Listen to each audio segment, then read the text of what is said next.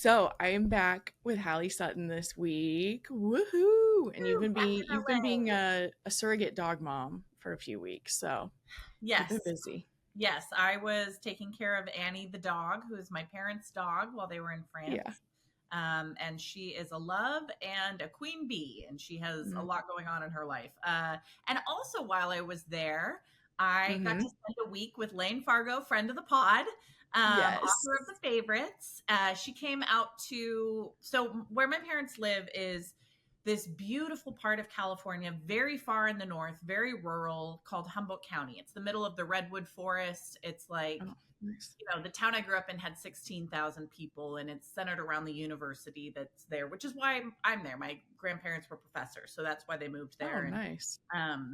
it's how my parents met. They met in college there, and Oh. it's beautiful. It's like just like forest wonderland, and it was beautiful while I Mm-hmm. was there. It was everything was in bloom. It was perfect weather. So Lane and I spent a week there on a quasi writing retreat slash just friend hangout. She Yes. was working on her new book. I was sort of working on mine, but mostly playing like tour guide slash taking care of this dog. Um, Yes. and we had some fun times together. We did a bunch of fun things. We saw wild elk. We went and saw Ooh. seals. We did some hikes. I took her on the skywalk, which is a thing that they have at the zoo, which Mm-hmm. the zoo isn't great, right? Like it's actually okay, but like when I was growing up, it was like ravens, Oh. so like that's what we're working with. Yeah. And but they do have this beautiful exhibit where you can like walk up basically on this like tall walkway, some of which is kind of like rope swingy through the redwoods. So you're kind of up Mm. above the ground, like 50 feet to 100 feet, like walking amongst the trees. And I have done it before. I got a little heights thing. So we got up there and I was like, it's not God's plan for me to be up here. Like I was just like, you can go Not ahead. today. I'm not, this is something in It this freaks me triggers me out to be too. like, don't be here. So she enjoyed that. And we had another very romantic date where we went to a sauna together, and Ah, Lane dumped a bunch of water on the steam thing, and we had to run out of the sauna because it like both of us, neither of us science majors, and we were like, a little water is good, more water should be fine. And it was just like it was just like, this cloud of oh steam that God. chased us out of the sauna, and we were like, oh God, get out.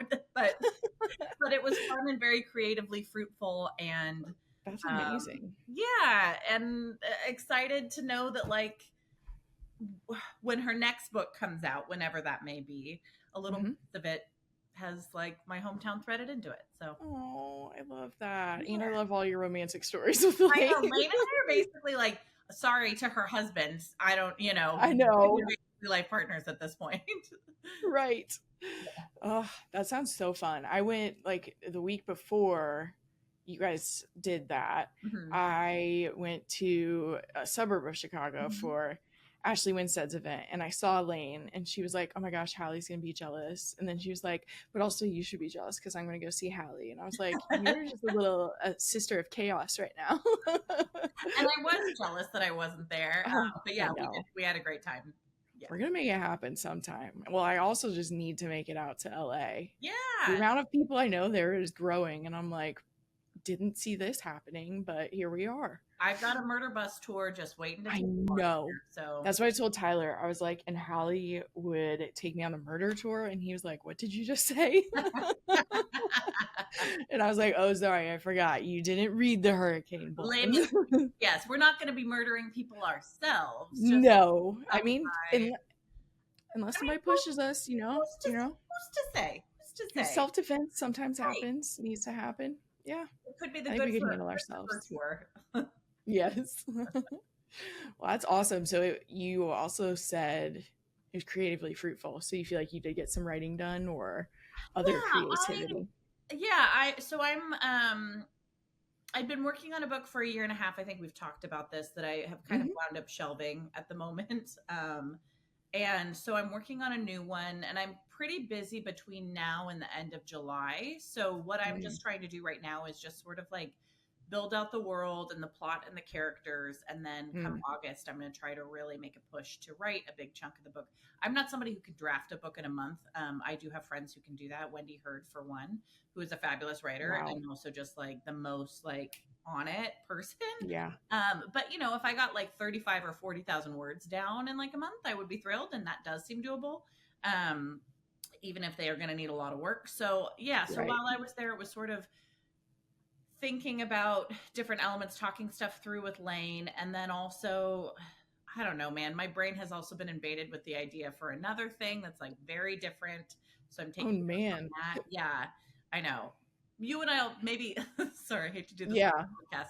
Maybe we'll talk about that not recording because it's still I can do really that. new and I don't really know what I'm doing with it yet, but there's Yeah. something tickling my brain. What about you? What are Yeah. you working? How's your book? Where are you? How are things? Yeah. So the big push last month was to get these author social media packages like packaged, Mm-hmm. get the website, get to posting about it. So that was the big focus Mm-hmm. last month.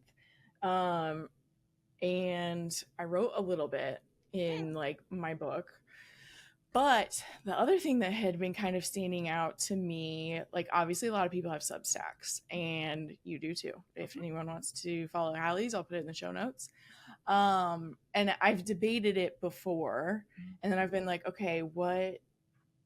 Like you obviously kind of want some kind of theme. I mean, maybe some people don't, but I was just like, I don't know, like what would make it separate from what I'm already doing, and like worth doing sounds really funny in the context of us about to talk about creativity versus commerce, but what would make it worth adding this other thing? But it also kind of came from the book that you mentioned a couple episodes ago about like fitting writing in. I can't remember the title. Yeah. Was it? It's possible I have it here on my. Was it this one, Pen on Fire by Yes. Robert DeMarco? Yeah. Yep, it's that one. Yeah. Definitely that one. And that the idea of that being kind of like just write a paragraph. It's okay. That's some of where like if I had a weekly obligation to write for Substack, then I would at least be doing that on weeks that maybe I'm not building a fictional world by the time I'm done with work. So it had been in the back of my mind, but I hadn't started it. I had never started it yet. But another fun conversation you and I had was when we recapped the White Lotus, and we both listened to Mike White's podcast about it when it had all aired. I'll also link that in the show notes for anyone who was like, they did a podcast about it. So if you need to go back and listen, you can. But he talks about, because in that final scene, there's the monologue from Carrie's character about like finding her religion, and we talked about that too. But he in the podcast had the comment about how like he thinks if he had to pick something, that story is his religion. And I resonated with it, you resonated with it, we definitely talked about it. There's like the silly part of my brain, like, you know, the memes that are like, instead of getting rid of what you think is cringe, what if you got rid of the part that says something's cringe? Totally. So there's a part of me sometimes that's like, okay, how out there am I being like, story is my religion? Like it can sound goofball-y, but I need to get rid of that part of my brain that talks to me that way. But then where is this? I'm trying to find my notes for it. I'm loving the thoughts you're having and the way that they're like scaffolding, and like I'm so excited about all of this. They're all over the place here. Why can't I find? I'm sorry, guys. I literally just pulled it up yesterday. It should be in my it should be right here. So then in that same week, I was like scrolling TikTok as one does, and this account, her account's called No Nonsense Spirituality. I will also include a link to that. It started putting her content in front of me, and she basically approaches talking about religions from a sociological perspective, and is an atheist herself, but likes to talk about the form and function of religions, which is very fascinating to me typically. But the first video I saw of hers was her responding to a comment where someone said they were commenting on a TikTok she had posted previously, talking about how religion served an evolutionary purpose and it helps people meet certain needs and evolve in a certain way or whatever. So someone commented and said, if religion was created for like an evolutionary purpose, are atheists and agnostics better off, or are they struggling? I was like, that's a really interesting question. You've got my attention. So she explained that from an evolutionary perspective, religion provides like these things: community, ways to experience awe and experience transcendent moments, rituals, ways to interact with your subconscious and conscious selves, and a way to process death. And so then she went on to say that there's not a blanket answer for our atheists and agnostics doing as well. Right. And so what she went into is, in her experience, because she also coaches people on their spirituality or kind of like guides you through stuff. She said in her experience, atheists who then found ways to meet those needs in other ways tend to be just as happy as people who find it in religion, or maybe even happier, whatever. And the ones who don't find ways to fulfill those needs or whatever are the ones that you kind of see that are like so angry. They're like angry atheists that are like so hateful toward religion. And there are parts of religion that I hate. For sure. In any super fundamentalist, any of the religions that get that way, but I don't hate it in general. And I thought I loved the distinction for multiple reasons. One, it helped me kind of be like, sometimes I don't want to even use the term atheist because it like has so much, I don't know, negativity or that anger that she was kind of referencing, but like, I don't believe I know what happens. So it also kind of helped me with that. But the other thing that clicked into place for me, having just heard Mike White talk about how story was religion, I was like, I have found community through story. I have definitely experienced awe and transcendent moments through story. Most recently, we saw Sinners in 70 millimeter IMAX. Whew, talk about some transcendent moments. Like, I still need to see it. It's okay. I won't go into what it is. That rituals, which like I put out 2 episodes a week, which means I'm typically recording and like talking with my community in a ritual way. I also read every single day. And the ways to interact with your subconscious and conscious, same thing. Like I have had profound breakthroughs watching TV shows where it was like, oh, that's what that is, and reading. And then the way to process death. I've also experienced like other people's journeys with death and different approaches to death through movies, TV shows, books, all of it. And all of a sudden I was like, the part of my brain that likes proof and reasoning was like, oh, I can prove that stories are my religion. So I am thinking of doing my Substack as like each week talking about like different ways that stories fit those different things for me. And then it's still like something kind of fun to think about each week and then write about as well. I love that. I think that's wonderful. I think that there's so much richness there. That resonates with me totally. Like, I do not have an organized religion that I believe in. I said that thing about like, it is truly, I think I might've said this even before on the podcast. I don't know that I believe in God, but like for some reason when I'm up in the air, like turbulence happens or I'm up in that skywalk, I have this like, this is not God's plan. And I'm like, do you even believe in God? It's just like, that's just the form, there. Right. The form my fear takes is this sort of like, get down to the ground, you know? But I love all of that. And I think that makes so much sense. And I totally agree with that perspective. I mean, this person is like way more knowledgeable about all this stuff than I am. So smart. But like, I don't think you could say like one blanket thing of like atheists or agnostics are the same way you couldn't say like all religion is bad. You know what I mean? You can't throw all of it out. You can certainly say there's critiques. There are a few things we should talk about, but like, you know, I think that there's so much as individual experience and what you find that like gives your life meaning, you know, and like connects you to other people and to like humanity collectively. And I'm with you. I find that in books too, and like storytelling. Totally. If you're an author, chances are high that you just want to spend your time writing and maybe reading. not thinking about social media, what to create and what to post. And the good news is I have a solution for you. With just 3 hours of in-person filming, you can receive 90 days or 3 months worth of social media content. The content is a mixture of videos, photos, edited reels, and when you receive the content, you also receive a PDF that's a content calendar that links to all of the content, tells you exactly when to post it, and gives you an option for captions.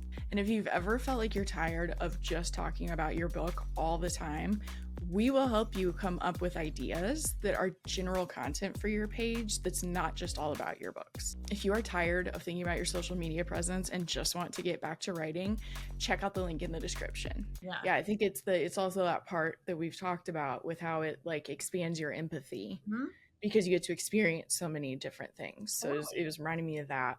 So this week I have been kind of writing my first entry for Substack is what I've basically been working on writing wise. And it's a little easier. It's a little less daunting to like fit in at the end of the day. Like I'm not coming up with something from nothing with this one. So like even when I've been a little more tired at night, I'm like, okay, I could work on this though. So I want to do that. And I think it will, I don't think it will. I know it will. It'll make it so I'm still writing every week, even if it's not, writing fiction. Yeah, I love that. I think that's so great.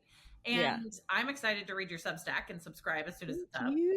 It also, you said something earlier that I wanted to make sure I went back to. You basically were talking about sort of like, what's my theme? What do I have to say? And it sounds like you found it, but it made me think of this other book that I'm reading right now too, called The World Needs Your Art by Amy McNee. Excuse me, and it's AMIE, and that actually was also a Lane Fargo recommendation. But it's also basically about the way that like culturally we minimize creativity and art, and basically like, that's cute when you're a kid, but like now it's time to get a real job and blah blah blah, and like how that actually like goes against what we need and like what we should be doing collectively. Yes. Like as people, and like the way that art enriches us individually and collectively, and like so it's just ticking a few of those boxes. If that's something I definitely want to read this. That sounds really good because it's like also I'm going to keep talking about it. But Sinners was such a good example. None of this is spoilery. A lot of Sinners is also focusing on how art and music and dancing and like coming together was so important for the Black community for so long. And so then Ryan Coogler is creating art that is reminding you of like the power of art and the way it can connect us with even like our ancestors in a way that, I mean, maybe not you and me, but our ancestors were probably on the wrong side. I don't know if I want to be connected to my ancestors, but in that context, the way it connected them to their ancestors and brought them through so many things. And that movie also reminds me so much of how like church is where you make it, or church can be where you make it. So that's kind of what was bringing me back again to my story as religion. But I love this idea of you also can just be creative to be creative. And it is important. It like does help us understand ourselves and other people. Yeah, absolutely. And I think that's such an interesting point too. I want to see Sinners. I don't know why I haven't prioritized it. I do know you're being a dog mom. I was being held hostage by the whims of a bossy Kiradoodle for 3 weeks, and I wouldn't change it. It was great, but that was what happened. But it also makes me think of like, to your point too, of like the power of song and music making, particularly under like a system like enslavement, and thinking about the direct connection to church there too, of like singing songs in church, like continuing that and like bringing that, like that you're right, there is so much of art that also gets like sucked into the divine. So I think it totally makes sense to also like decouple that and be like, my experience of the divine, quote unquote, does come through like my own art in this way. That was part of my deconstruction, was when I also realized that I had the same like frisson, I had the same collective effervescence listening to secular music that I did in church. And I was like, oh, it wasn't just because in my experience, it wasn't just because God was there and Right. because I was in a church. And then there were times like when I got way obsessed with the Eras tour, I would get like the Yes. collective effervescence feeling watching people's TikToks, just like watching their faces so full of awe. And I'd be like, oh my God. Well, totally. I mean, I think like I mean, it's going to sound facetious for me to say that Taylor Swift is a religion, but I think that but I think there are people for whom it does fit that box in many ways. Like Exactly. that they're having that sort of transcendent feeling. They're finding their community. They're like, that Yes. it is doing something for them along those Yeah. same lines. I think it, and it is like sometimes I'm like, is there a better word than religion? Which obviously, like, I'm going to be explaining my position Mhm. with this Substack, kind of like I just already did. Um, but it's kind of like I remember when I was in therapy, and it was like you have your mental self, your emotional self, your spiritual Mhm. self, your physical self. And I was deconstructing at the time. And so spiritual self was still so confusing. And I think more in my late 20s and 30s I started to like actually rewrite that or like know what a different definition of spirituality could mean. Yeah. So it's like in some ways you could also use like spirituality as a blanket term too, where you're like it's like feeding your spiritual self. I think religion sounds also ends up just sounding so dogmatic. I know I what think you mean. that's what I it know. is about that word. Yeah, Yeah. totally. But yeah, it's spiritual or I mean, essentially, I think what we're also just talking about is like connecting to something outside of yourself, right? Yeah. Like that helps you connect to like humanity more collectively, like Yeah. just not stuck in your brain. I was thinking this the other day. This is like a strange digression, but I've been I love doing it. morning pages in the Mm, morning mhm, sometimes as a way to like get back in touch with my creativity. mhm, And the other day I was doing them at a coffee shop and I was so stuck and I didn't know what to write. And then I was like, just observe the people around you. And it made me mm, remember something that I do feel is true, which I think is that attention is a form of love. I don't mm. think that's true, maybe necessarily of all attention, like TikTok trolls, but like choosing to pay Yes. attention to something outside of your brain, yourself, your like subjectivity, Mhm. I think is a form of love, right? I was like looking at this woman Yeah. who was sitting there with her dog and describe like trying to imagine how I would describe her in a book and then started thinking about like, oh, I hope she's having a nice day and imagining, Right. and it's like a way to sort of get out of yourself. And I think anytime we do Yes. that is, a good thing generally. Yeah. A couple of things on that. I have a friend who has a 15-year-old daughter, Uh-huh. and she is going through it because it's like it's the age where you even start to individuate, and Yeah. so naturally you are so selfish, like Mhm. you do think the world revolves around you. Yeah. And she was saying how she's like, oh my gosh, like this, like they're about to be home all the time for summer, and she's already doing like, can you drive me here at 8 and then pick me up and take me here at 1, and then at 5 can you take me here? And like she's starting to say no sometimes, not all the time, but Yeah. no, you don't get to all the time. And Totally. she's already getting to like, oh, you suck, and then just pouting for the just being a cloud of bad Yeah. energy for the rest of the day. And everyone deals with that differently. Some of us can be like, okay, that's her, I'm not going to let it touch Sure. me. Some of us have to still, we may know we don't need to absorb her energy, but we still have to be really conscious about it.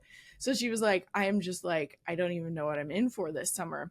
And so then I was just, it was making me think about when I first started like meditating. I do not Mhm. do it enough to like sound like a person who like really meditates. I understand. But when I was first learning about it, that's one of the things it kind of told you to do is almost like to kind of like, however you're sitting, like imagine like kind of like roots going out from your feet. And then also think of how many different lives are like all around you. Yeah. Like sometimes that trips me out. I live in a Mhm. neighborhood that's like 400 houses, Mhm. like just packed, we're packed in. But it was great. It was a great price 10 years ago. So sometimes that would come up where I'm like, oh my God, there are this many people. Like you drive past houses and you don't think of it as like the whole world that you have. And Totally. you're like, there are so many people around me that are having as rich of a Yeah. complete life experience as me.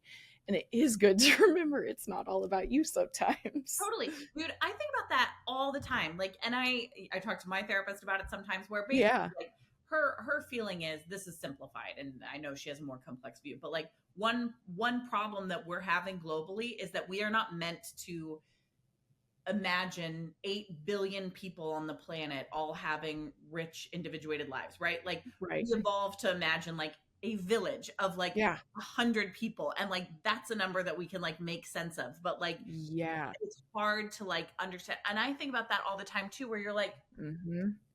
like this is going to sound so crazy and also maybe like a little like Maybe not. college freshman, but like it's really easy to imagine that like everybody you encounter in your day is like an extra in your life. It's Yes. really hard to think that like everybody has a rich subjectivity, Yes. you know, and their own experiences going on. Like it really like it boggles the mind. It's like trying to think about like how many grains of sand are there on this planet, and you're just like, Yes. you can't do it, you know, like your brain is Yeah. sort of like, no, I don't Yeah. know, you know, like that. It's so crazy and it's so It true is. and hard to like hold in your head. And like to some degree, you can't hold it in your head the whole time, or else No. you'd never do anything.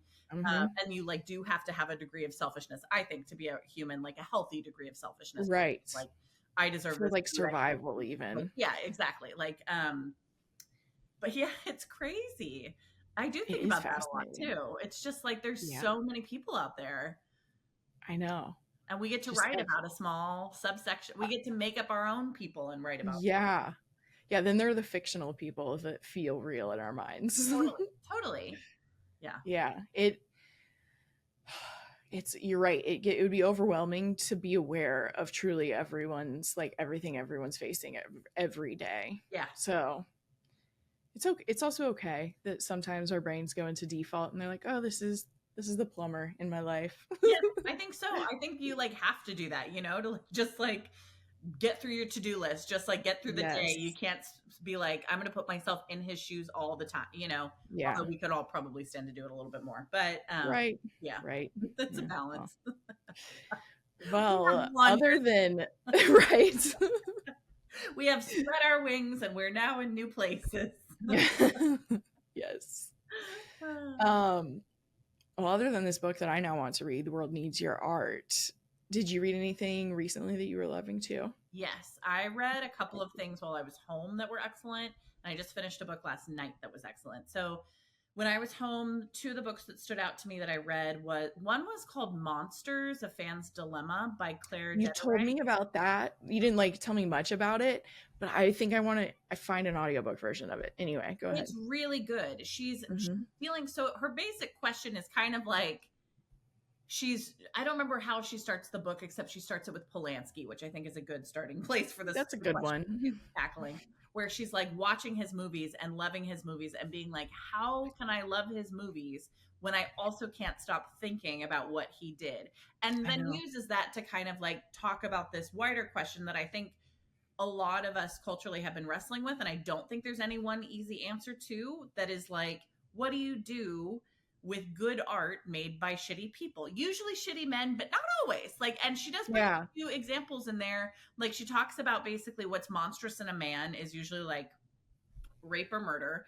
And then what's monstrous in a woman is oftentimes like abandoning your children. And she like talks about writers who have done that and the way that that impacts the work. And like, it's really interesting. And so she's wrestling with these really complex concepts, but she's also doing it in such an approachable, funny way. Like at one point she's talking about Hemingway and she does this like parenthetical aside that's like makes wanking motion with hand, like is so like fun to read and like, so accessible while also being really smart and thoughtful and not allowing herself to take any sort of easy answer away. And I loved it. I thought it was great. This will be my next audiobook. There is an audiobook version of it. Yeah, it's wonderful. It's really interesting, and we won't get into all of it, but I didn't know until recently, because Blake Lively just can't stay out of the press. I did not know that she and Ryan Reynolds got married on a plantation. Yep. And I don't think it was like because I was like ignorant. It's just like I've never paid it. I don't pay attention to where anyone gets married. I get it. But because this is happening, that got brought back up, and I was like, really? Now, one, like, being enslaved is significantly worse than me being like, really? Do I have to not like Ryan Reynolds now? But like, it was like, oh, I like love Yeah. Deadpool. Like, Yeah. What do some you of do my with that? favorite humor. And I was having the same thing. I'm like, what do you do with that? Do I even consider myself a fan anymore? And then, like, I think the other tricky part is on a movie scale versus like one author writing a book. Yeah. There are so many other people Right. involved. Right. So Right. it's like, is it okay because it was other, but Deadpool was Ryan Reynolds' vision. So like, I don't think I can use that excuse either. Totally, totally. I mean, she goes into like for me, that's the, like very much the Woody Allen of it all. Which, lucky for me, I Yeah, find Woody Allen very annoying. So most of his movies, I can be like, I don't. I'm not watching them because I'm an activist. When I'm also just like right, not a huge fan. right. Which is like I'm very aware that that's the wrong reason to do it for. But for me, I know there are people for whom, for him in particular, like it's a really difficult thing because he's made Yeah, art that really resonates with them, and for me, it's not. So I get to luckily just be like, yeah, nope. Um, yes. but the Ryan Reynolds one. So I will say I did know about that. Mhm. He at least put out a statement apologizing Oh, for he it. I did. assume that it's on both of their behalfs, but I do remember it came from him Interesting. specifically, more specifically. Because yeah, that is a pretty bad look. And I'm aware that like at the time they were married, perhaps that was not a conversation that was happening in the cultural consciousness the same level it is now. But like, do Right. you have to be told? Did you have to? That's You where I'm know, at. I'm not getting married on a plantation. we all know, like, I mean, it's even the idea of like I don't know that I think that we should destroy plantations, because I think with No. that you also get into the idea of like, well, then you're sort of whitewashing or erasing this history. But I do think we always need to be like looking at those in the context of like the only reason this exists is because it was built by enslaved people. Like that, And turning it into a resort for the uber rich just right? kind of rings of the same bad story. Yeah. And I agree. I don't know. Did you see all of the stuff about the Louisiana mansion or plantation that burned down last week? I don't Yes. know. Well, okay, So, so I saw some of it, and some, there was like the doll Annabelle was also there, and yes. people were like, "Yes, she got him," you know. Yes, I loved that. Yeah, so this doll Annabelle, who is possessed, Yeah. is like what we think. She went on tour, and like days after she was in Louisiana, there's a plantation that burned down, and firefighters kept thinking that they were done, and the fire kept coming back. And so I'm kind of on board with this shit that some ancestral Yeah. shit was going down, and like that feels like something spiritually related was happening there. And then if you saw the drone shot after it had burned down, the servants' quarters is the Ooh. only thing that was left standing. But through this, I also learned that there are plantations that exist and are memorials or museums. And I'm like, that makes sense. Mhm. Don't think we needed to turn these into resorts. No, no, I think that is a terrible look. But yeah, I've been to some plantations that are museums, Yeah. and some do a better job of recounting. Like some people are not there to talk about that, and I'm always like, we gotta. This What is the else? main thing What else here. is here? This is why like this is a piece of history we have to talk about. Yes. Okay, but I also that made me think of your Mhm. story about the like, is this the ancestors? Is this Annabelle? Is this the ancestors? What is this that happened with this plantation? Reminds me of a great book by Attica Locke called The Cutting Season. And it is Ooh. basically about the idea that like there could, if I'm remembering correctly, it's been a while since I've read it, but as I recall, it's sort of like the idea that like plantations and places where great evil has happened carry with them this scar that kind of resonates throughout the ages. And she does a Yeah. really interesting job with that. Ooh. I have this in my want to read. Oh, It's, good. at some point I added it. Now I like want to know, when did I, sometimes it tells you, Yeah, when you added it. no, it doesn't. I don't know. Interesting. It says Yeah. I already want to read it. Yeah, that sounds interesting. And I've had people asking for like Center's book recommendations. This is would be in line with that as Yes, well. definitely. So now I'm Mhm. going to, I think, oh, September 2012. So this would qualify for Bookwild's Backlist Book There Club. we go. So That's a great if one. anybody wants to, maybe we'll vote that one next month. Yeah. That would be good. But yeah, so you loved monsters. That one of the first times I kind of became acquainted with this concept Mhm. was the first like years ago. I heard someone talking about Bill Cosby and like, oh no, there was a documentary that went out that was called "What Do We Do About Bill Cosby" or Mhm. something like that, Mhm.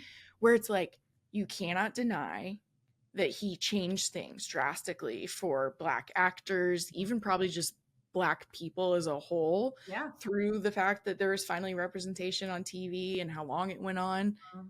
And then you can't also deny the fact that he really, really abused women for years and years and years. Yeah.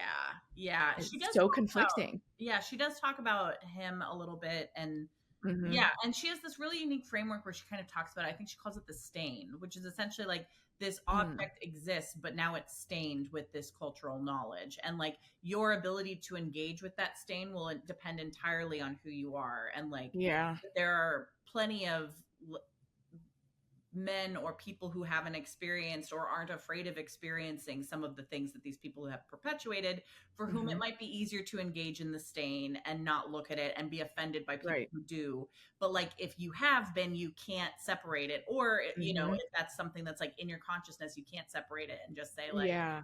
oh well, whatever, you know, like Right. Polanski raped a kid, whatever. Like no, Right. you know, there are some people who can do that and some people who can't. And like Yep. basically, how do you navigate some of that space? Yeah. So she kind of like just brought up good points to consider a little Yeah, bit. she doesn't like fix it.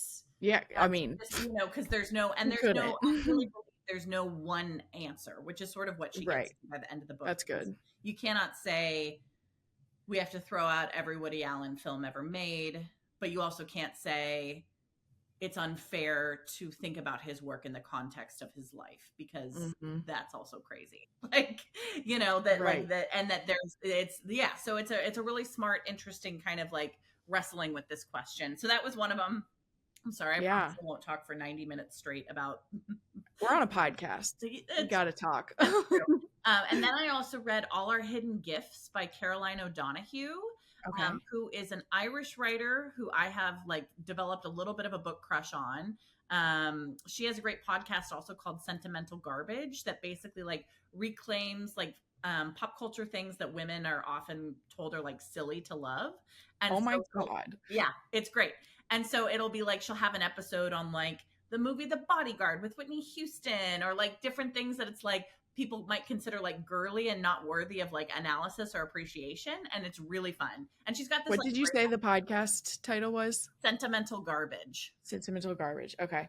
But Go she's on. also a writer. Her most famous book probably is The Rachel Incident, which you might have seen. Oh, yeah. Yeah, I haven't read that one, but I just so, see it everywhere. yeah. So All Our Hidden Gifts is like a YA fantasy that's being comped to like Dairy Girls, but also is like about tarot and like all this. And it's just really, I loved it. I enjoyed the hell out of that book. Oh my gosh. I'm scrolling through the podcast right now too. Uh-huh.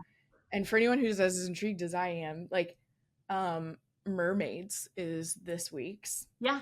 The Hunger Games was 2 weeks ago. Theme parks.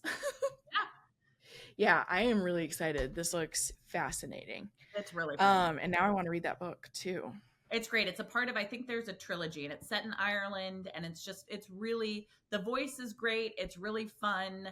It deals with some interesting things like Christofascism and like non-binary identities, while also just being like a really fun, speculative fantasy romp that like centers tarot cards and like friendships and coming into your own. It's great.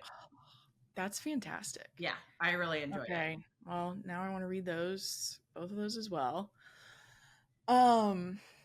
Yeah, I have gotten more into audiobooks. I've always known I could do nonfiction. But there was, that's where it started. I think it was an ad from Penguin, about this book, Girl on Girl, by Sophie Gilbert. And the subtitle, it's actually worth me just reading the full subtitle. How Pop Culture Turned a Generation of Women Against Themselves. And I was like, yes, I am intrigued. Yes. So I like immediately ran to see if it was in audio form, and it was. So then like I probably have 6 different podcasts I listen to throughout the week, probably like on dog walks. Yeah. There's sleep behind me and I'm like, oh no. But I didn't listen to any of my podcasts because I was captivated by her writing. It's read by the author, Mhm. the way she approached it. But what it also reminded me of is how you were saying, like with Monster, that she also just like presents all the things that Mhm. she kind of discovered, Mhm. but she's not condemning like everything. It's not like she's condemning skinny bodies Right. either. Right. It's just like, here were the words that became phrases that had never been phrases before. Yeah. So there's also kind of that linguistic part to it. Mhm. You're hearing like the way, basically one of the lines that stuck out to me was, until the 90s when we were starting to have cameras that were portable. And Mhm. so the privacy, she calls it the end of the privacy era, which is like a whole other thing I could talk Sure. about forever. As I say here on my podcast that I'm going to publish and post to the whole world. But when all of that changed, then we're all seeing more images of ourselves. We're also seeing more images of everyone else. Mhm. And the terms body after baby, scary skinny, and heroin chic had never been said until the 1990s. And you're like, And chic. yeah, those aren't great. I mean, as if And obviously you want your body to also feel good and functional after baby, but that was not the way that this was being used. no, of course not.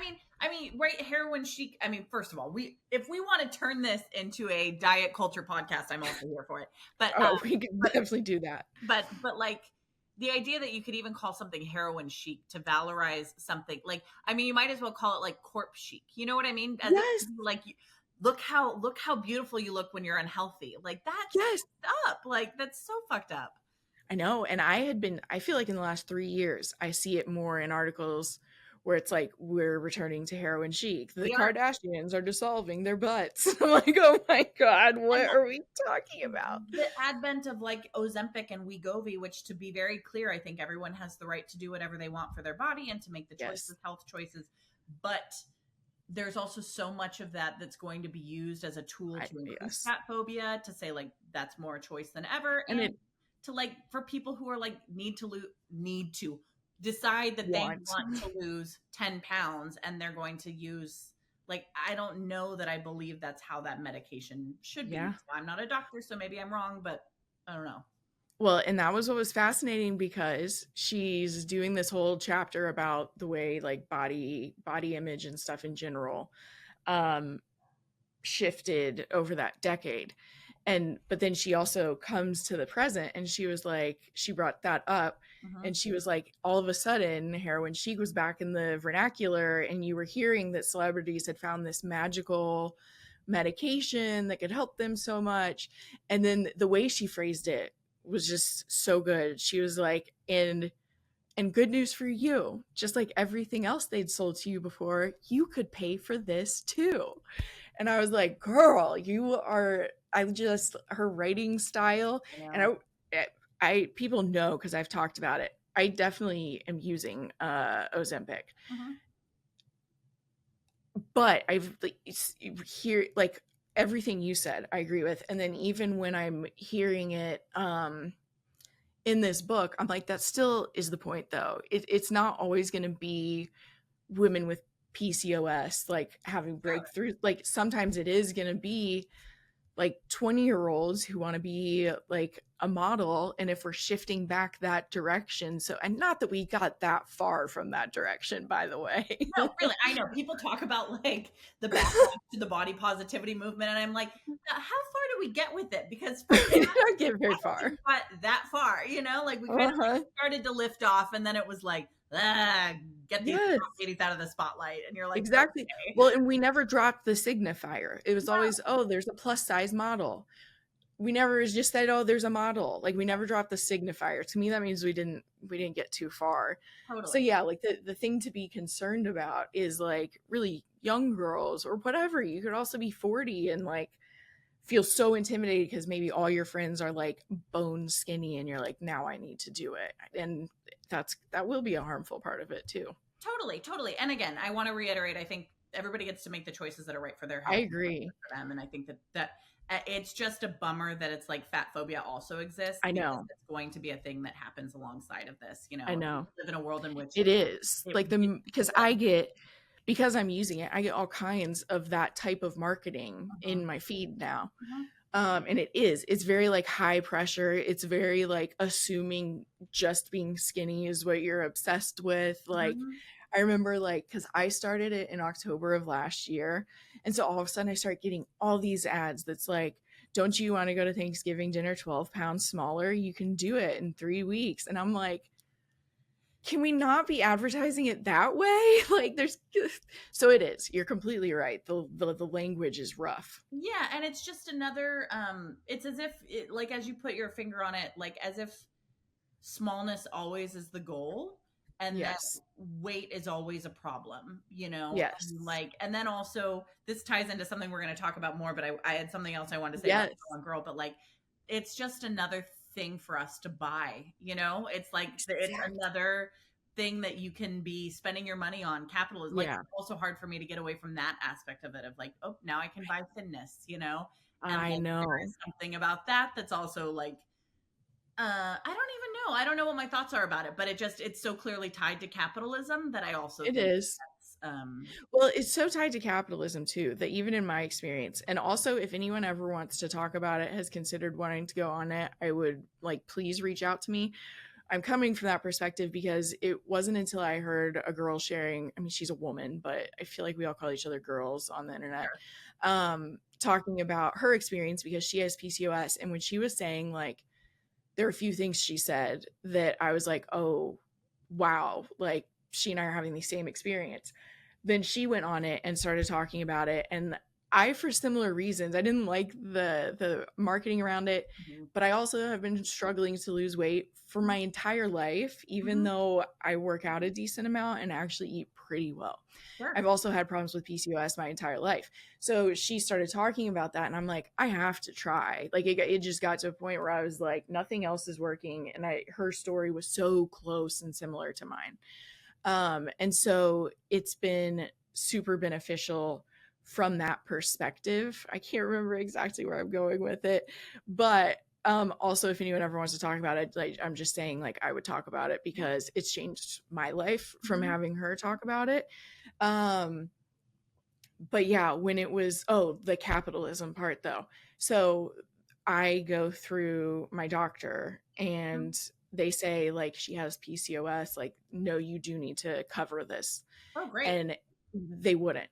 They won't. Of course. They're like the FDA hasn't signed off on the fact that this helps PCOS, which anyone who has PCOS or doesn't, the gist of it is you also your hormones start, your like more reproductive hormones start causing problems with your insulin.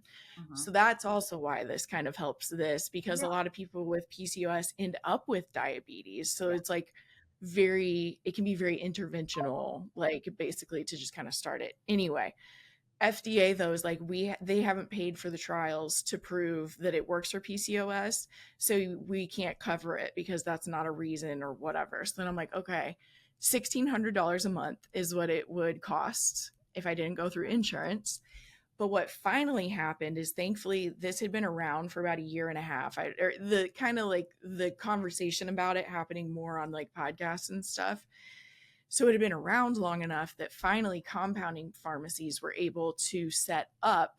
And so if your insurance won't do it, you can buy directly from Mhm. compounding pharmacy.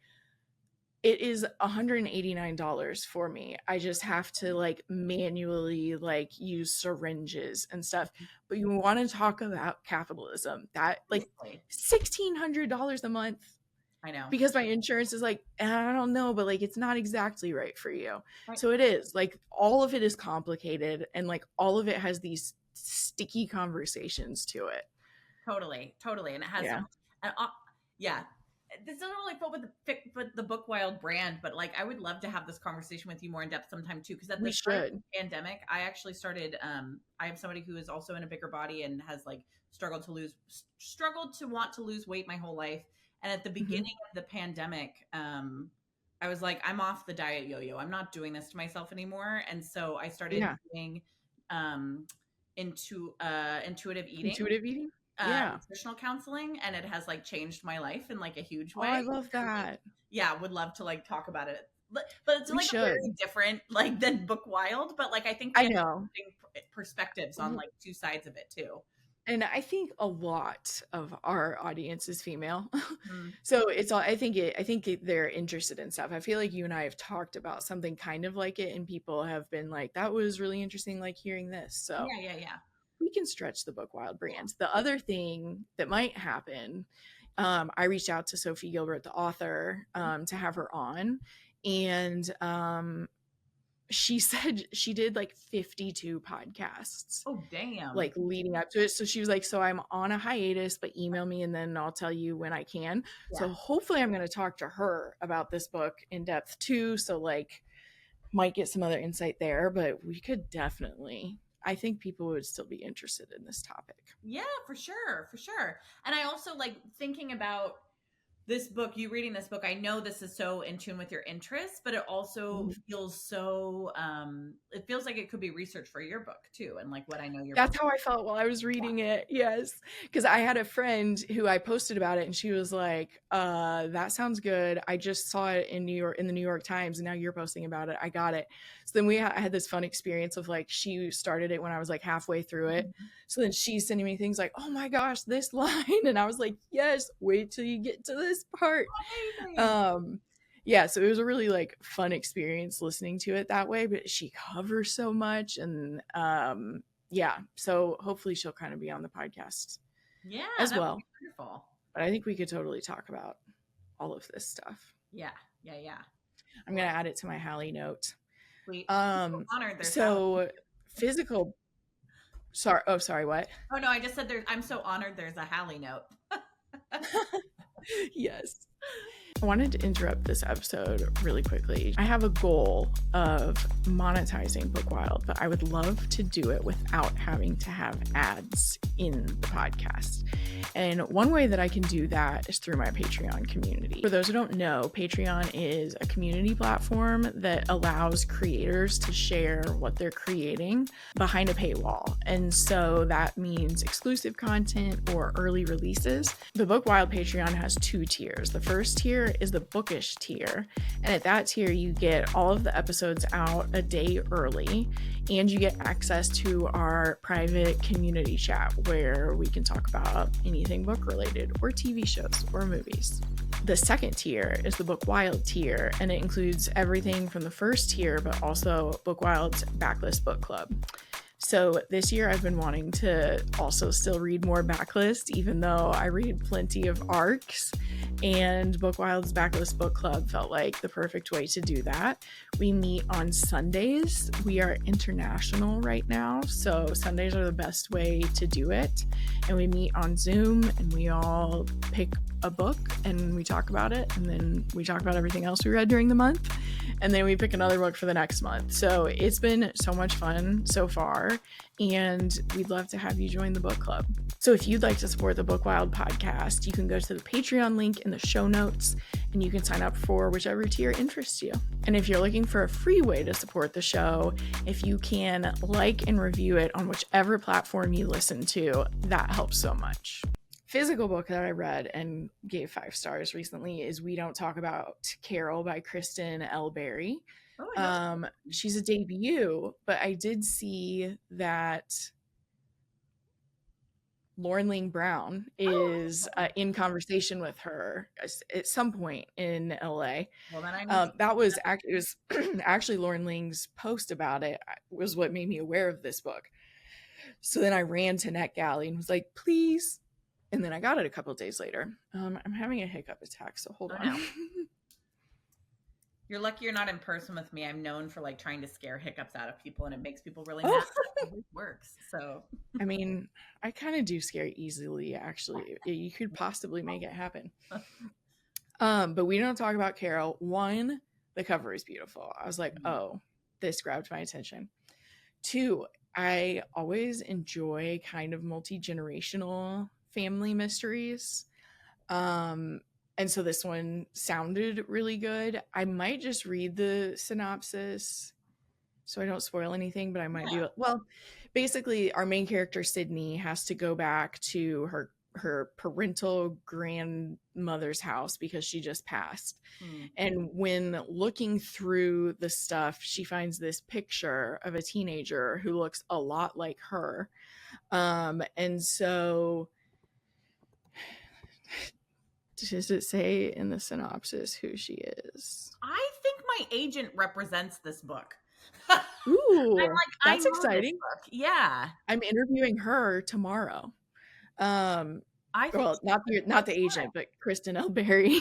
yeah, yeah, yeah. But basically she's like, who is this? And she basically discovers that she has an aunt that no one talked about. Like the first chapter ends with, we don't talk about Carol, which I love. I love that too. Yeah. And so then she gets really invested in what happened to her aunt and discovers that 6 Black girls in the mid 1960s went missing and no one did anything about it. And she gets kind of obsessed with figuring out what happened to her aunt, but like her grandma never spoke about her, and that was the only person left she could talk to about her because her father has passed too. Yeah. But basically her father had a sister that no one ever told her about. Wow. And she kind of is like, I want to know about this woman. And it covers a lot of things. Like it's very emotional and like also really well crafted. Like there are some reveals. Like in some ways I expected it to stay pretty much like a family drama mystery, but like there are some reveals and I was not necessarily expecting that. So that was like cherry on top basically. Well, I'm gonna have to go to this event, Yeah. local to LA, which I imagine it is because Lauren lives here in LA. Yeah. I am like 98% positive my agent, because I'm like, I know this book. Like, I remember reading about this book, and like, I'm pretty sure she and I share an agent. So that's awesome. Yeah. She seems so cool from just like talking to her to like set this up. Yeah. And I loved the book, so that helps. I gotta read it. It sounds great. Mm-hmm. Yeah. I'll really quickly, and I'll keep it very short. Matriarch by Miss Tina Knowles is fantastic too. I mean, it's the Miss Tina Knowles. So. I listened to it on audiobook and she reads it and it was just like, I was like, can you read all of my audiobooks? I would read more audiobooks. Yeah. It's fantastic. Like to think that like on her, the generation behind her, like her parents are like barely out of slavery, them like, and also in the Jim Crow South, like essentially. Yeah. Then there's her who just like her life even just gets so much huger than like what like how they were living when she was really young with her parents.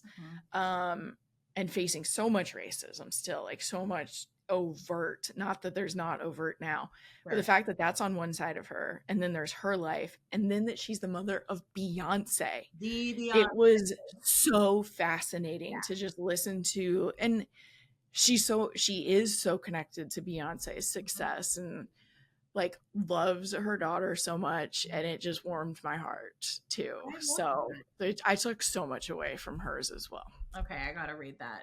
It's good. Yeah. I have one. I have one final plug too, and I will also make it short, which is that I finished a book last night that I loved. I'm obsessed with the premise. It's called Sky Daddy. Have you heard of this? By Kate. I have been seeing this. Is it satirical? No. It's okay. I couldn't tell from the cover. Yeah, so it's a woman who is erotically obsessed with planes. So in that sense, it sounds satirical, but like, she really does ground it. Like she knows that she's off, and she like is like, I can't tell people about this, but like she wants to be married to a plane, which her version of it would be that the plane senses her on board a flight and they crash together, and like that's like what being married to a plane would be. And this is like what she has through the whole book. And there's one excellent line that like gives you a sense of I mean there's a million excellent lines, but one excellent line that gives you a sense of like the tone of the book is at one point Linda, the main character, says, I could not be a man's girlfriend if I hoped to become a plane's wife. And like that's like the voice throughout all of it. And so it is satirical, definitely not, but it is like quirky. You know? Yeah, see, and I didn't know it was quirky. I thought because people say Sky Daddy satirically about God. Right. So that's what I thought was going on. Now I'm like, oh, okay, no. This is like quirky fun. Yes. Yeah, Nice. it's I excellent. keep seeing the cover and had never read the description. Yeah, it's really good. And it's funny, I have told a couple of people about this and their reactions have been like, well, that's different. And I'm like, what else do we want to read about if not a woman who's like erotically obsessed with planes? Like, that's Yes. all I want, you know? I know. And like we want unique things. Like Yeah, we do need some like different stuff mixed in there. absolutely. I love it. Yeah, Man, we are having good book I know. months. We really are. We really are, which Yeah, is I great. love when that happens And we're because also, I know we're watching the same show and enjoying that one too. yes. So if you love TV, if you love movies, if you love comedy, like you need to be watching The Studio on Apple TV, Apple TV Plus. um, my voice just decided to leave. So, so, gosh. Whew. And now I'm coughing. We're falling apart. So Seth Rogen had, gosh, he and Evan, like they've been Evan Goldberg, they have been friends forever and made so many things together. Mhm. And still, sometimes I'm like, this is the guy who made the hot dog movie, Yep. or was it actually the Wiener movie? Because that sounds more, I don't know. But like, this is the same guy who did that, is doing like some of the coolest meta take you behind the scenes of a production company and what it's like to film something. Like it's some of the best I've ever seen. Totally. Totally. And it works in a lot of like Hollywood tropes while also, Yes. I feel like, still giving these characters heart, you know, like yes. he becomes in the first episode the studio head, and it's actually, so I'm not as far as you. I think you finished okay. it. Yeah. Yeah. So I'm Oh on yeah. 4 episodes in, but clearly one conflict I'm seeing come up over and over again is that he is a people pleaser, which is not a good attribute for somebody who has a studio head who has to be delivering like tough bottom line driven all like the time assessments and news. And it does become like part of what we want to talk about this is sort of like creativity versus commerce. And like that is like one of the central questions of the show, I think, is like, yes, how do you, like, he wants to make art but he's a studio head so he has to make money, and like how do those two kind of live hand in hand? Yeah. And I think to your point, with people pleasing, that's like the other, that's going to be there's so much struggle between like who you get notes from. Like no notes is like fun to say because it's like, oh, the production company didn't tell me I had to change anything. But like that person versus the person who's passionate about art, can that person even be that job? Right. Because he cares so much Totally. about the art. And then yes, a big theme through the whole season is him kind of naively thinking that it would get better if he was like the head of the studio. I don't think so. It gets even more complicated. Yeah, and that, like, I don't know, and I mean, I think that is a problem like Hollywood is facing all the time, which is like, I mean, I'm not trying to dunk on these movies because they're like a whole beautiful thing that I just am not a part of, but there is some extent to which the Marvel and all of these reboots and franchises of things are really to make sure that the studios are hitting the bottom line that they want to hit. You know, like those are movies that they're making because they know they will get a large audience. And there are artistic parts about them. I'm not arguing that, but I think the main driver, they sometimes, but like they wouldn't be making them if they didn't make a shitload of money. You know what I mean? Like that is why those movies are so big. And then like, trying to balance like, and then I think sometimes the commercial wisdom has been like, or Martin Scorsese has this like one for me, one for them, right? Of like, I'll do one for the studio to make money, and then I'll do one that's like a very personal project that I'll get to finance because of this thing. And like, I don't know. And it's interesting to think about as writers too. That's what I was thinking about. So the other thing that I think about in terms of writing, especially watching this show, it also has like frenetic, anxious energy Yeah. straight through every single episode, by the way. Like Yes. you are just and everyone in the industry, I think that's why he was able to get so many good cameos too. Everyone in the industry is like, this is exactly what it's like. Like you're like trying to put out two fires while you're having to like rush talent somewhere, but they're like too high or something, so you're having to figure out that. So like there's this frenzied feeling to all of it. And it's have you gotten to the Kool-Aid episode? Yeah, it's the first one. Or at least I've seen the first one that has the Kool-Aid where they talk about, so they're Oh, gonna do. have you seen the part where they need to cast Kool-Aid? No. Okay. I'm excited about that. So there's a scene there where then like it's good perspective for anyone who wants to think like, do I actually want to be a part of Hollywood? And I kind of think I don't, and I'm just fascinated in it. Like I understand authors who sell the rights and they're like, you guys can do what you want to do. It's Like, a different beast, right? Like yeah. it's a different thing. Yeah. Yeah. And so they basically have to come back to these writers over and over again. All this higher level stuff has been happening that we've been following in the episode. And then these two writers who are like really passionate about a movie, they're like, yeah, you're going to have to completely change this, and this about it. And they're like, we won't be the right people to write that movie anymore then. Yeah.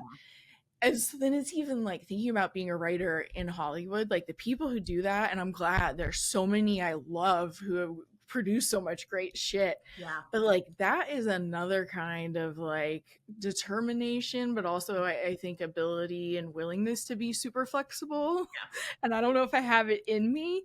So that's like also why like even as I'm writing a book, I'm like, I think this is where it's at for me. For sure, because you will get feedback from like an agent and an editor, but it is money of which was, and like I have direct experience with this that I can talk about with the lady upstairs, of like a lot of it is about making it like more commercially viable. Right. But you're not getting notes from a million different places, which I think is also where, and like you're not getting notes to try to appease like a corporate sponsor, which is like I think you're not like getting, hey, this ad's running, so we can't be making jokes about this. right, and like, and it's interesting. I haven't gotten to that part of the show yet, but I have already seen things like there's one episode where they're screening a Ron Howard movie, and it's like the best, and they're like, this is going to be the best thing he's ever made. But like what they think is the ending, there's another 45 minutes and they're like, this has to go. So funny. And it is. So and it's so funny because I think they're doing a good thing of showing both sides of it, right? Of like, you can get noted to death by a studio and trying to like make it too corporate. But then it's also their responsibility to say like, to save Ron Howard from himself and say, oh, actually your movie ends here. And if you do that, it's a great movie, even though this is personal and you have to kill a darling to do it. I know. That episode was so nerve-wracking. I mean, all of them are. Yeah. The episode, you're right. They're all very stressful. It has that energy. I don't know if you saw, what was the Gems one with Adam Uncut Gems? I don't know if you ever watched that. Yes. But you know how you're just like exhausted by the end of it? Sometimes like because we've been watching it as it airs each week. Sometimes we get to the end of an episode, I'm like, that was only 26 minutes. Like I feel like I've been stressing for an hour. I know. I was so they capture that. I've watched a couple of episodes over the last week, and then I was trying to watch more last night so that we could talk about it today. And I got to was like, okay, I can't binge this because it's like, like it is too much for me to be watching it and just being like, oh god, you like think you want to binge it because it's like 26-minute episodes, but every week it would be done, and I'd be like, whew, totally, wow, yeah.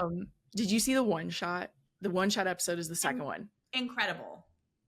Just like. It has nothing to do with our topic necessarily or even books, but holy shit, the layers of meta, but also the same thing. He keeps getting in the cringiest, like messing things up in the cringiest way. Oh god, I found it so like, oh my gosh. And I just had to like resign myself to it and be like, it's happening. Yes. It's happening.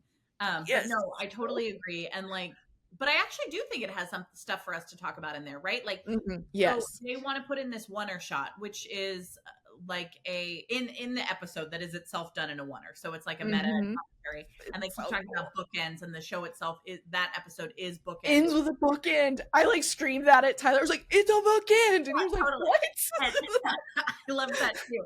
And but like it's this interesting thing of like, so in the movie that they're shooting, they don't have to have this oneer shot, but they want it because of the like sort of craft level of it. And I do think It's like a prestige thing to do. yeah.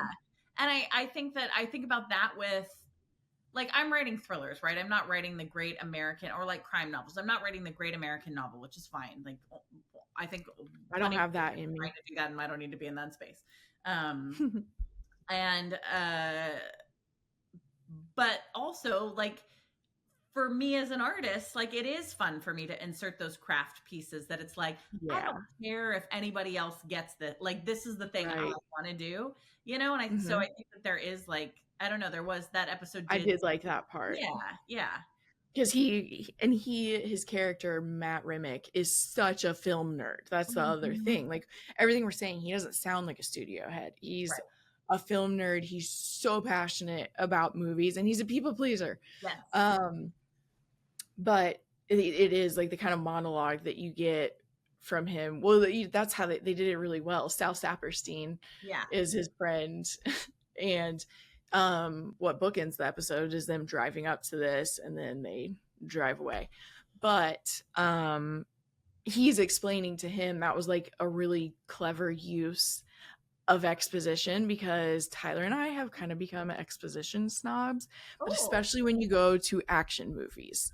Sometimes you're like, I would completely enjoy this experience if you guys could just do better exposition. Like it, when it's cheesy, it sucks so much, but I thought it was such a good use of it. It sounds like, why does this matter? Like, I don't care. Like, who cares about wonders? And then everything that you said, it's like, well, the people who think it's cool are the people who care about it. And sometimes it's fun to just throw it in, even though there's tons of stuff that's going to go over all kinds of people's heads. Totally. But it can also be like a shot that makes or breaks. Like, I really do love the film Goodfellas, and that oneer that they do when they're on the date and they go in the back of the restaurant, and it's just like you get the same sort of overwhelming feeling that the care, like that's when stuff like that works, right? When it like puts you in contact with something that the movie or book is trying to do. Yes. And I think worked in this episode too. The oneer made it even more anxious. Like the oh my gosh, that, like they're trying to get the oneer, which is in itself this like high intensity thing that they have, like the golden hour and the actress is going to leave tonight, and then itself the episode being in a oneer felt even more anxious because there's no break, there's nowhere that you're like tapping out just the whole time. You're like, oh my god, get out of there. Like, yes, I know. That was the most intense one. I think that one might be my favorite. Just because it had so much meta part to it. So, and then there's as in they're even talking about things about it within it, but then it's meta because it is 3 oneers brought together. I did hear him say that. There are some where the camera swipe, but they reference the camera swipe in the episode. If you go back and listen, they're like, no, we're not using blue. But like, that might've been like the one place that they had to do it. But like doing that, like, making a oneer about a oneer failing, like having 3 oneers in 26 minutes is still pretty fucking impressive. It really is, because every time anybody fucks it up, you have to go again. Like I cannot imagine the frustration and high stakes of that. Like, yes. And I also, if this is too much of a spoiler, we can cut it out. But yeah, we'll just see. It's the first episode, but like I laughed when he's like, okay, we have to make this Kool-Aid movie. And then Scorsese comes to him and is like, I want to make this Jim Jones project. And you see him being like, Kool-Aid, like we could do, and you're like, oh no, that's not what they mean. But it was so perfect. It was so funny. And I knew exactly where he was going with it. And you knew exactly that it was not going to fly. Yes.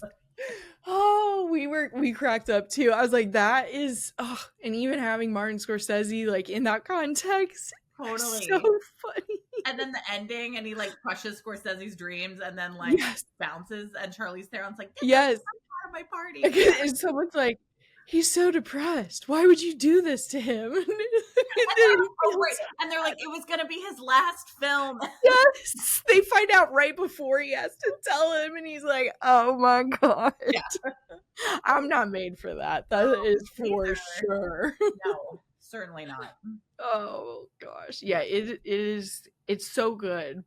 But as we were kind of talking about with no notes, that's also like a big part of it Mhm. is like they're obsessed with the commerce part of it, but they do have to do it with like people who are actually creative as Yeah. well. And it is, sometimes I wonder about that, like how much do you change your story? Mhm.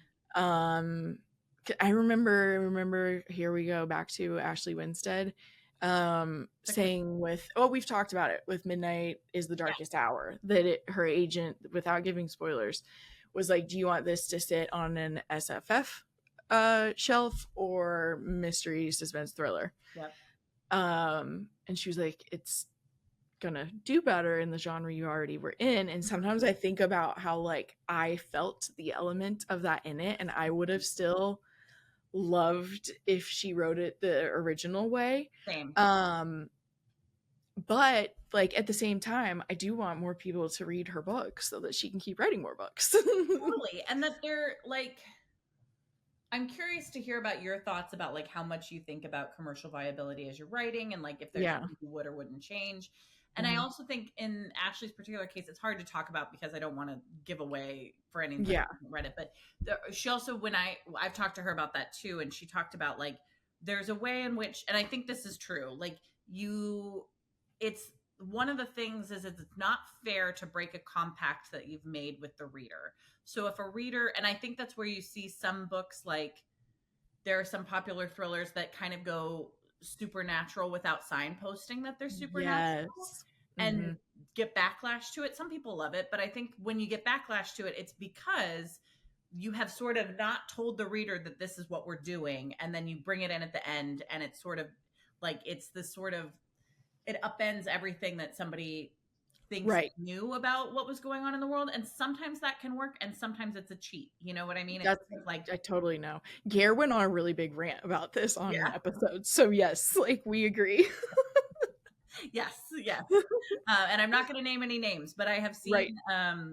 Gare did, if you guys want to go hear his names. I didn't either.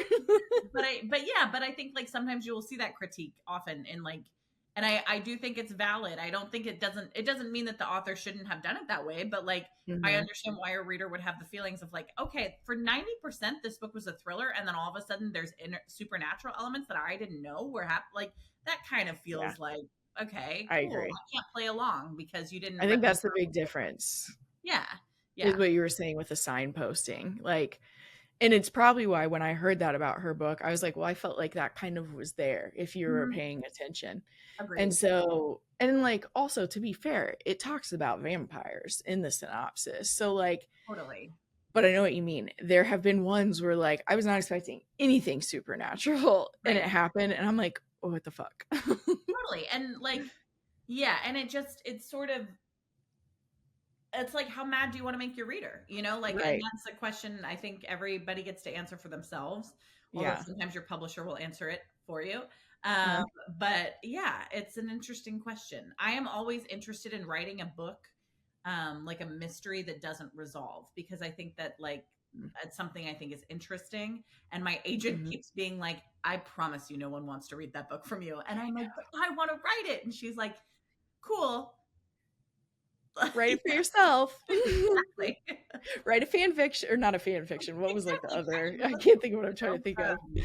although I can Well, think of, like books like In the Woods by Tana French, like don't necessarily have a clear cut ending. Like I think there's ways people can and do that, but I will say, if you want a rebuttal for your agent ever, that I was just talking with Alison Bucola, The Ascent. It's out now, actually. But her book revolves around a girl who, when she was 12 years old, like she's grown up in a cult and her family, like everyone in the cult disappears and she's like the only one on the compound. So then she has to go like live with an aunt who like doesn't know her basically. yeah. And now as an adult, she's just dealing with all of what that entails. Mhm. And then someone comes into her life and is like, I was this person from your past. And she's like, can I trust them? Uh-huh. The book really deals a lot with like gaslighting. How do you work yourself out after you've been gaslit and told to not trust yourself so much? But where I'm going with it is, a lot of the book was exploring how ambiguous a lot of her life is because of the cult stuff, and ambiguity in general is like a theme Yeah, that's in cool. the book. And so then I was even telling her what after we recorded so that I could give her spoilers, but I was like, I really enjoyed that like you didn't give answers to like these two things, because it also fits how ambiguous and Mhm. confusing her story is. So maybe there's like a way to be like, well, it fits the vibe of the book. Totally, totally. And I think it can be done for sure, but it is also Yeah. trickier, right? And like, how much do Mhm. you think of stuff like that when you're working on your book? That's a great question, because I think when I asked myself that question most recently, what it made me realize, like, I don't, this isn't even a, yeah, it is a thought experiment in some ways. Um, like, would I rather be super financially secure Mhm. from something that isn't writing, Mhm. so that most of the time I'm not against notes, and you like, you do want collaboration, you do, I want to know what like beta readers think, but would I prefer, okay, you know what? I need to not be scared to just say things that I would prefer. Would I love to have like Bookwild making 200 grand a year? So like, I don't need to Yeah. think about books making me tons of money. So would I want that kind of power or whatever? Or would I want one of my books to do like really, really well Yeah. sometime, but you do have to craft with it in mind that you need it to make you money. Mhm. So like those are, I was like, which one do I actually prefer? Because I completely see the pragmatic part Mhm. of wanting to make money with it, Yeah. and you want to, obviously. And then I'm like, oh, but is there a way? And there is technically, um, where I could have more control over what I was writing. The main thing that comes up for me when I'm writing on a less deep level than that is how many reality TV thrillers there are. And I'm like, is that going to be hard to break the noise, since there's like a decent amount of them? And typically I like counter to myself that like there is more going on. So I think there are more ways I could describe the book, but that one comes up for me sometimes. So Well, what about you? here's something bleak to say, and I don't mean this. Thrillers are already a saturated market. It is really hard to break through the noise at Right. any level at this point. Um, so I think, I mean, this is advice I've gotten and advice I will get. I think it's, you write the book that you want to write and that you want to read. You know what I mean? Because Mm-hmm. um, you have to be most excited about it, Yeah. you know, like trying to write to a market trend, which I don't, that's not what you were saying and not what you're doing, but like that is a thing people try to do, right? But like Mm-hmm. it takes so long to write a book, and it takes somehow even longer to get it published, that Right. like something that was a trend 5 years ago might not be a trend now. And so it is Yeah. really hard to write exactly to the market specifications of what things are. Or like something strange happens, like how much must the conclave publicity people have been like, the Pope died like the day it went to Amazon Prime? You know what I mean? Like you It never was know. a conclave awakening. Right. Like what if there's like a crazy reality TV star scandal like the day your book is out on submission, and people are like, Right. what's up, you know? And so like Yes. there's like stuff that happens in the market that you just like cannot You're right. account for. I do think about it, and I always want to subvert it a little bit, um which hasn't made some readers happy and hasn't boosted my sales numbers. Are we good with the dogs? I don't, he just made like a sad sound. Like, are you in Oh. pain or are you okay? I was saying, so you asked like how much do I think about it, and Oh, yeah. you know, it is different, right? Like when you write your first book, you get to like swing for the fences and be fearless, and you're like, you have all these hopes and dreams for it, and then and all of that is always true, and but then you know, it is more on my mind as I'm writing now my third book, like having scrapped a book after a year and a half because I was really stuck on it. And also my agent, when I shared stuff with it, she was like, I don't think I can sell this, you know? And so it is something that's on my mind. I always like to push the boundaries of things. I always like to Yeah. be sort of like, I don't want to do it the way that I see everybody else do it. And I don't want to, but like, part of the way that everybody else is doing it is because it's satisfying to read, you know? Yeah, So it that's is true. like, there is a certain, I do think about it for sure. And I think about it now more than I ever did Hmm. before I had a book published, you know? Yeah. And yeah, it's, which I think is good and bad. I think it can constrain creativity a little bit, but like if you do want to be doing this professionally and like published in a more traditional manner, you kind of can't not think about it, you know? Right. Are you okay with only 1,500 people reading your book and your publisher saying they never want to work with you again? Like, Yeah. you know? These are the consequences. Yeah. I know. It is hard to think about. And then, yeah, I see how it's the pros and the cons. So, like, in some ways, if you're trying to think of something unique, at least it might stand out against other stuff. But also, it's like, it's not like I love so many con thrillers. So, in the same sense, you don't want to like keep yourself from writing something because, like, I read so many of them and I love those. So I try to remember too that like readers read similar things. Like we do know that. That's why we can say subgenre specific stuff. Totally. And then it is actually a red flag if you're querying an agent and you say there's nothing like this on the market, which first of all, you're telling the Right. agent you're probably not that well read because I highly doubt that like you've come up with an idea that has nothing in common with No any comp. book ever published ever. But Yes. also like that signals to the agent sort of too, like they don't know where this book goes in the marketplace and you need to be able Hmm. to like speak to that to some extent. Yeah. Unfortunately, I wish that like it was just pure creativity, but it really isn't. No. Yeah, Yeah. It's not.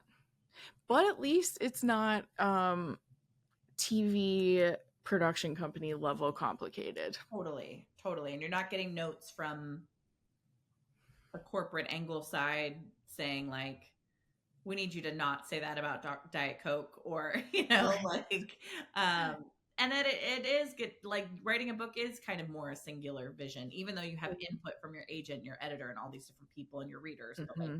it is very different, I think, than like somebody writes a script and then an actor interprets that script and then a director puts that together and then an editor puts together like a cut of Yes. it, you know, like there's so many ways it can become something very different from what was originally on the page, and you don't really have that with books in the same to the same extent, right? Mm-mm. Go books. Go books. We love books here at Bookwild.